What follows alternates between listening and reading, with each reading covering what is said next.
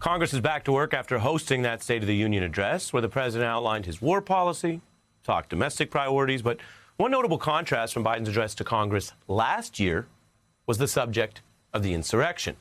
It went basically unmentioned by President Biden, even as the House continues its probe of many of those crimes committed on the floor of that very chamber.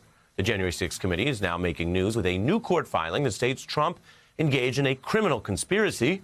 You can see the words right there, corrupt scheme, all of it, which ultimately failed. The idea in this new filing is that Trump was working with his aides and lawyers, including lawyer John Eastman, to overturn an election. Eastman clashing with the committee over whether any of his claims to privilege are now shredded by what Congress says in this new filing, that he was part of attempted crimes, aiding a criminal conspiracy to defraud the U.S. and taking actions that obstructed or attempted to obstruct the vote counting on that now infamous day of January 6th.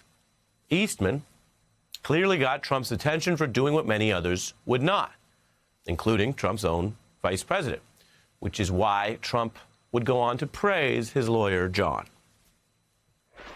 John is one of the most brilliant lawyers in the country, and he looked at this and he said, what an absolute disgrace that this could be happening to our Constitution.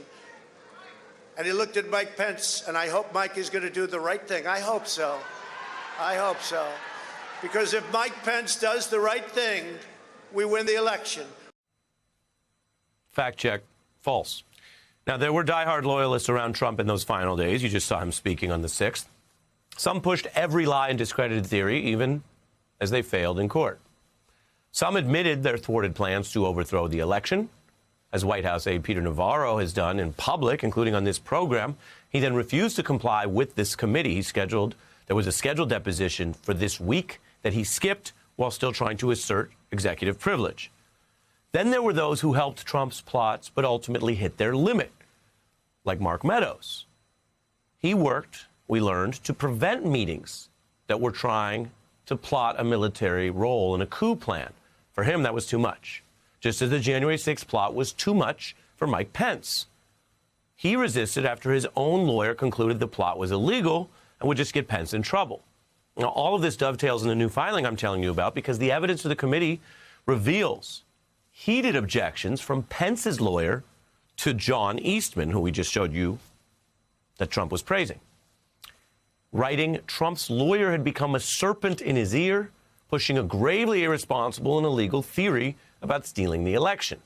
And that shows the concern from within the White House about a plot that got so out of control, the Secret Service famously had to sneak Pence out that back staircase while Trump fans seized the Capitol for their crime spree, chanting for Mike Pence's murder.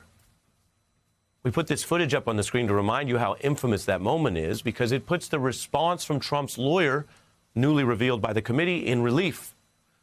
Because the lawyer had the thuggish impulse to blame Pence's team for those insurrectionists demanding Pence's assassination. He wrote to Pence's lawyer, quote, "The siege is because you and your boss did not do what was necessary." This is all in the new filing.